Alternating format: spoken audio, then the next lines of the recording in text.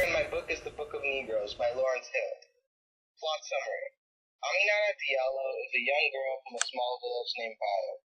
One day, her family travels to a town called Segu to help deliver a baby.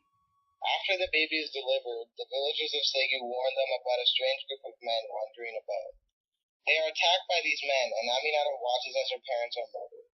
The men take her across the water, and she ends up in South Carolina as part of a slave trade. There she meets the cruelest man she's ever seen, Mr. Appleby, the owner of the plantation. He sold Aminata's baby while she was sleeping, and laughed about it when she woke up.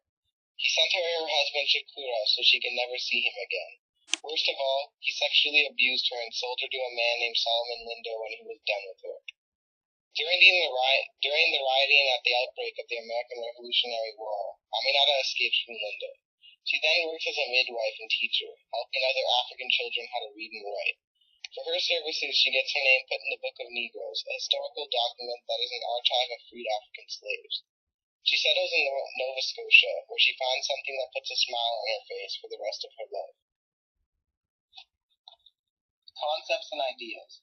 The major themes of this novel are racism, death, and freedom.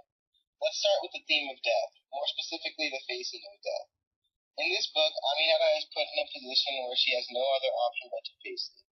Through the years, from watching her parents get murdered to seeing the innocent people at Applebee's plantation, Aminata witnessed many people die, but never experienced death herself. She notices that too, as she says, "I seem to have trouble dying." This quote signifies that death, as one of the main themes, does not only symbolize Aminata and how she had to face it, but also signifies the death of the African culture. Death was brought upon many captives and slaves who were African, and Aminata is left wondering why she lives. The other major themes of this novel are racism and freedom. The definition of racism is having hatred or intolerance of another race. The whole novel is based on Aminata's battle for freedom to get out of a living nightmare.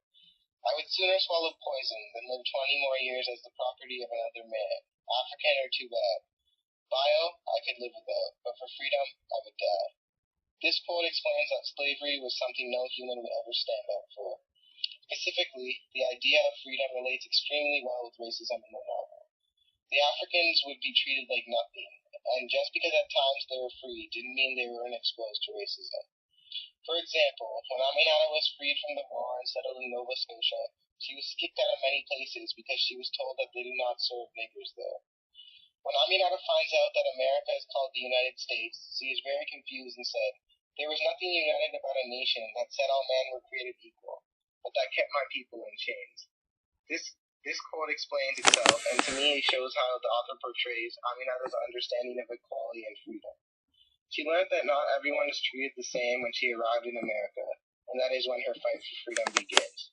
Although violence and hatred had surrounded her, she never gave up and always put up a fight, and her hard work finally pays off as her name is put in the Book of Negroes. The end.